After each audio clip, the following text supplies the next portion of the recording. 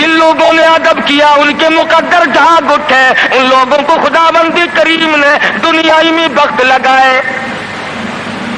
حضرت خالد بن ولید رضی اللہ تعالی عنہ،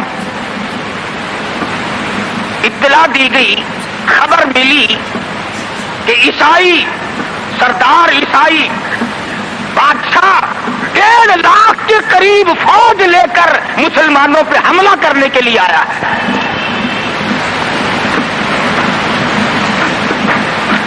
حضرت خالد بن ولید رضی اللہ تعالی عنہ کو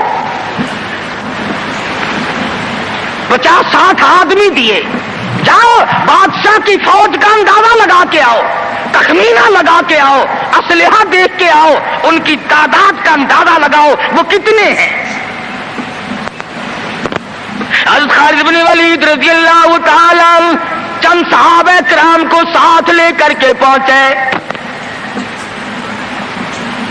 عیسائی بادشاہ کو پتہ چلا، اس نے حضرت خالد بن ولید رضی اللہ تعالی عنہ کو بلایا اور کہنے لگا کہ دیکھو جنگ اچھی چیز نہیں ہے، ہم سے صلح کر لو، ہم سے صلح کر لو۔ حضرت خالد فرمانے لگے صلح میں دیر کیا ہے، قول لا الہ الا اللہ محمد الرسول اللہ صلی اللہ علیہ وسلم، کلمہ پڑھ، مسلمان بن جا، میرا بھائی بن جا، جنت کا حقدار بن جا، میرے نبی کا غلام بن جا، اللہ کی توحید کا ماننے والا بن جا، ابھی تمام باتوں میں صلح ہو جائے گی۔ وہ کہنے لگا بڑا جلدی کلمہ پڑھا ہے، جیسے میں اکیلا بیٹھا ہوں، تو نے میری فوج دیکھی ہے؟ 1.5-2 لاکھ فوج لے کے آیا ہوں، کھا جائے گی میری فوج تمہیں۔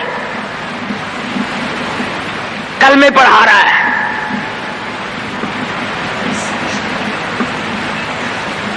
حضرت خالد کو کہنے لگا تجھے پتا نہیں تو کس کے سامنے کھڑا ہے؟ فرمایا ہاں ایک عیسائی کافر کے سامنے کھڑا ہوں۔ وہ کہنے لگا ہے کوئی جلاد؟ فوراً تلوار لے کر حاضر ہو گئے، کہا اس گستاخ کی گردن کاٹ مارو۔ حضرت خالد کے ساتھ 2 آدمی اور تھے، انہوں نے یہ نہیں کہا ہے جی اجی ہم تو یوں ہی بات کر رہے تھے جی، اجی آپ برہم ہو گئے، اجی حضور آپ ناراض ہو گئے۔ حضرت خالد نے یہ نہیں فرمایا کہ باہر والوں کو اطلاع کر دو، وہ 50-60 آدمی تو ہمارے ساتھ مل جائے۔ 2 ساتھیوں کو فرمایا اب ایک دوسرے کی طرف مت دیکھنا، تلوار نکال لو، انشاءاللہ حوض کوثر پہ ملاقات ہوگی۔ السلام علیکم پیارے دوستوں، حاضر آپ سبھی کے لیے ایک نیا بیان لے کر قاری انیل ملتانی صاحب کا۔ تو بیان سٹارٹ کرنے سے پہلے آپ سے گزارش ہے کہ ہمارے چینل کو ضرور سے سبسکرائب کریں اور اس ویڈیو کو ثواب کی نیت سے اپنے دوستوں کے ساتھ بھی شیئر کریں۔ چلتے ہیں اپنے بیان کی طرف۔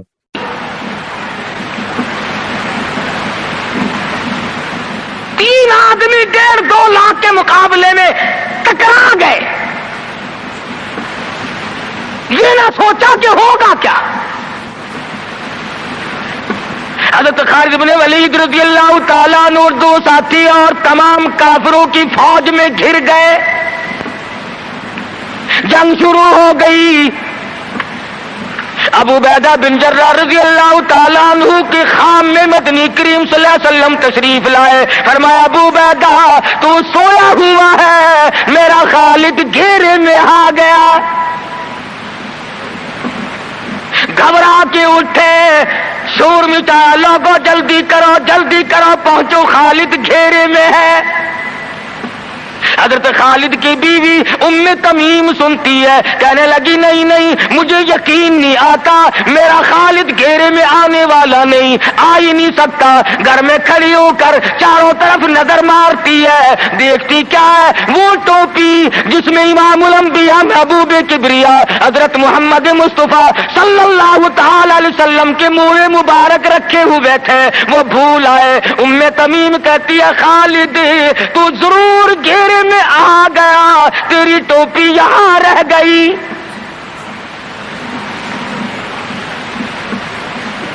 ام تمیم نے ٹوپی لے کر کے شور نہیں مچایا، کپڑے نہیں پھاڑے، چہرہ نہیں نوچا، ابو عبیدہ کے پاس نہیں آئی، بغل میں ٹوپی دبائی، برقع اوڑھا، گھوڑے پہ سوار ہوئی، تلوار لے کر گھوڑے کو سر پٹ چھوڑ دیا۔ सहाबा देख रहे थे, अरे ये कौन है, ये कोई जासूस मालूम होता है, इसे पकड़ो पकड़ो पकड़ो। सहाबा ने घोड़े दौड़ाए, घेरे में ले लिया, पूछा बुर्का पोश तू कौन है? कहने लगी ना छेड़ो, खालिद की बीवी उम्मे तमीम हूं। तू कहां चली है? कहने लगी मेरा खालिद घेरे में आ गया, टोपी घर पे भूल गया, वो पहुंचाने चली हूं, हमें दे दे हम पहुंचा देंगे, तू औरत साथ है। कहने लगी खालिद की जो कदर मैं जानूं तुम नहीं जानते, जान दे दूंगी मगर टोपी किसी को ना दूंगी। निकल पड़ी, आके देखा तलवारें चल रही हैं, गाजर मूली की तरह आदमी कट रहे हैं, हजरत खालिद बिन वलीद बीच में है। उम्मे तमीम ने तलवार निकाल कर चलानी शुरू कर दी, गाजर की तरह लोगों को काट मारा। खुद हजरत खालिद कहते हैं और मेरे साथियों इस नौजवान को पहचानो, इस बुर्का पोश को पहचानो, इस निकाब पोश को पहचानो, ये कौन है? जब सामने गई निकाब उठा के कहने लगी खालिद तेरी बीवी उम्मे तमीम हो, ये टोपी भूल आए हो, पहुंचाने आई हो। और कराची के मुसलमानों तुमने कभी सोचा नहीं खालिद के सर पे नबी की टोपी नहीं, जिसमें नबी के बाल रखे हुए थे, वो घेरे में आ गए। आज तेरे पास कुरान नहीं, तू घेरे में है। वो टोपी घर पे भूल आया था, तू कुरान को मस्जिद में कैद करके आया, आज तू कुफर के लड़के में फंसा हुआ है, तू घेरे में है, तुझे कोई नहीं निकाल सकता अल्लाह के कुरान के सिवा। तुम कितनी अस्करी ताकत बढ़ाओ, तुम तादाद बढ़ा लो, तुम छोटे बड़े जोर लगाओ, कितनी तुम कोशिश करो, खुदा की कसम जब तक तुम अल्लाह का कुरान लेकर के नहीं बैठते उस वक्त तक तुम्हारा घेरा नहीं टूट सकता। तुमने अल्लाह के कुरान को मस्जिद में कैद कर दिया,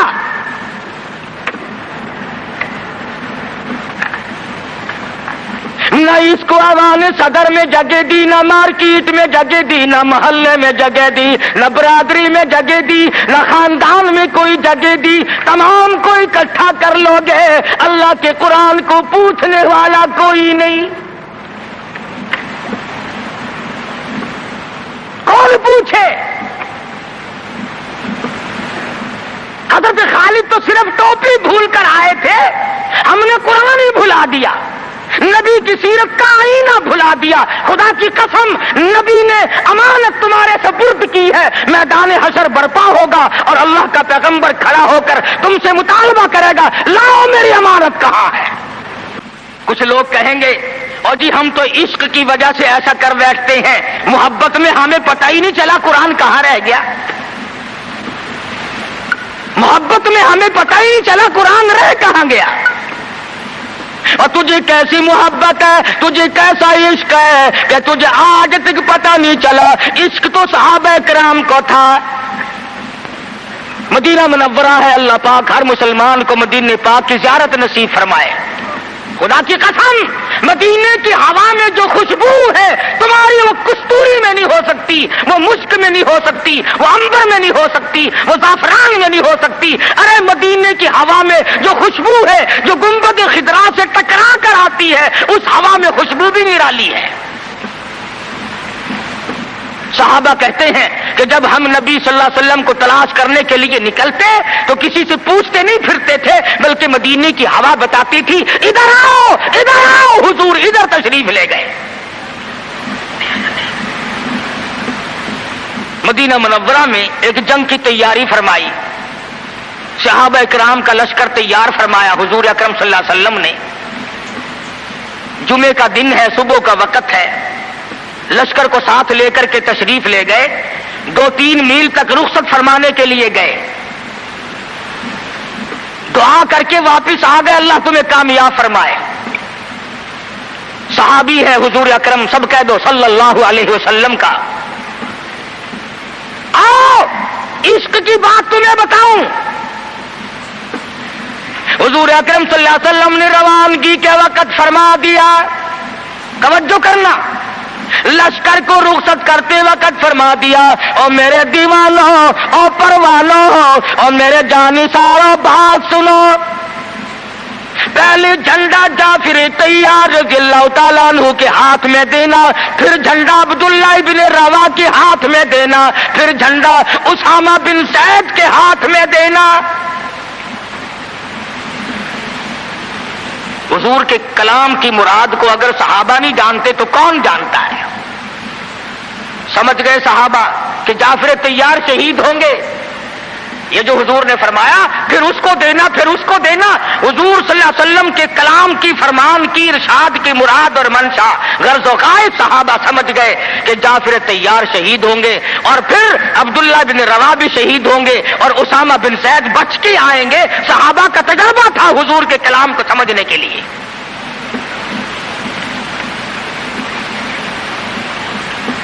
عبداللہ ابن روا رضی اللہ تعالی عنہ نے سوچا کہ تسلی تو میری ہو گئی کہ میں شہید ہوں گا، اس جنگ میں واپس نہیں آؤں گا، مگر چلو جمعے کا دن ہے، سواری میری بڑی تیز ہے، میں آخری جمعہ سرکار دو عالم صلی اللہ علیہ وسلم کے پیچھے کیوں نہ پڑھوں اور جمعہ پڑھ کے جاؤں گا، ایک مرتبہ اور اپنے آقا کا دیدار کروں گا۔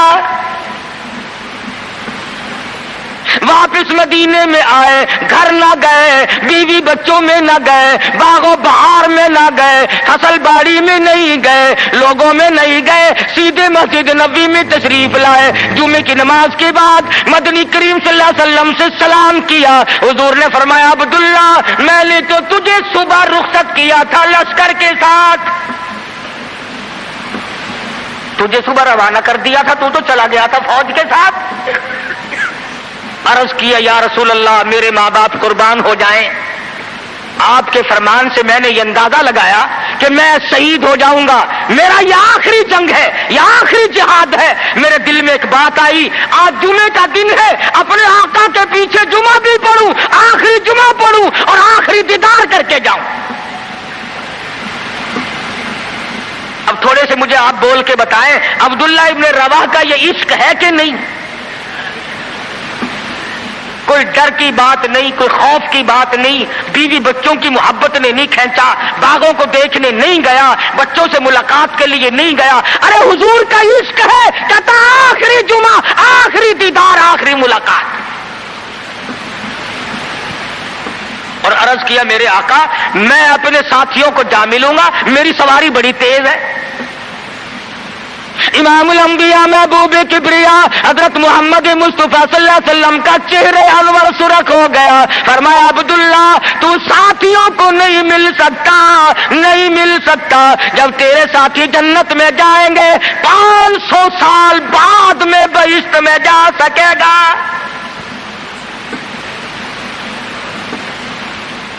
کیوں؟ اس لیے چاہے تم عشق کے تحت آئے، محبت کی وجہ سے آئے، جذبے کی وجہ سے آئے، جمعے کے لیے آئے، میرے دیدار کے لیے آئے، میری ملاقات کے لیے آئے، جب میں نے رخصت کر دیا تھا میرے حکم میں تاخیر کیوں کی؟ پتہ چلا عشق بھی وہ مقبول ہے جو حضور کی غلامی کے اندر ہو۔ غلامی سے باہر جو عشق ہے وہ عشق نہیں، وہ فریب ہے، وہ دجل ہے۔ آج آپ دیکھ لیں، نام دیکھو، شکل دیکھو، نام ہوگا عاشق رسول، اور شکل دیکھو تو خدا کی قسم بالکل ایسا معلوم ہوگا جیسے اندرا کا بھتیجا ہو۔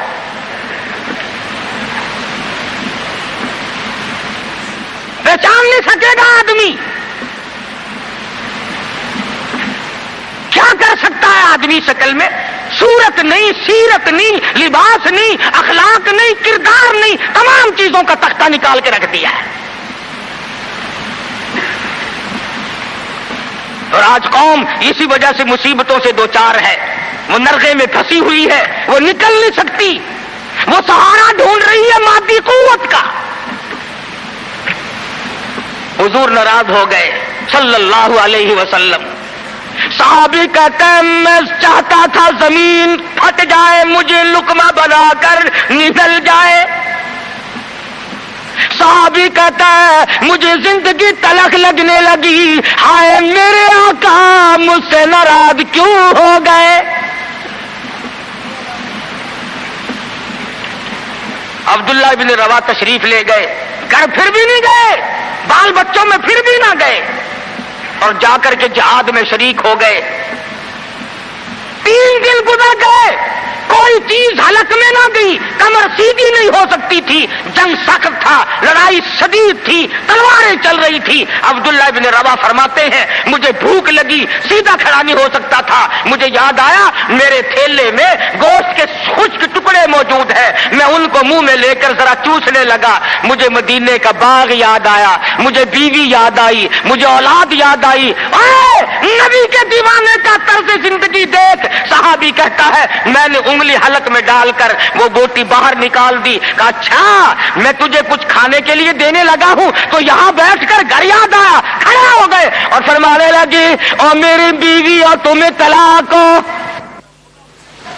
اور میرے باغ بہار جاؤ، اسلام کے لیے وقف ہو تم آج کے بعد میرے نہیں۔ کسی نے پوچھا کیا کہہ رہے ہو؟ فرمایا ہاں نقشہ سامنے کیوں آیا، آخری وقت میں دنیا کا نقشہ میری آنکھوں میں کیوں کھینچا؟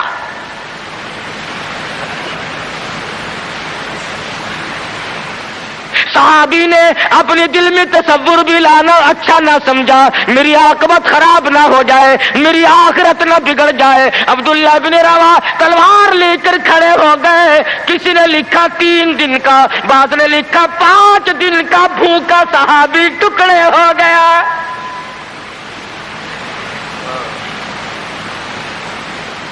یہ تھا عشق جسے عشق کہا جاتا ہے، لیکن حضور کی اندازہ لگاؤ حکم میں تاخیر کی وجہ سے 500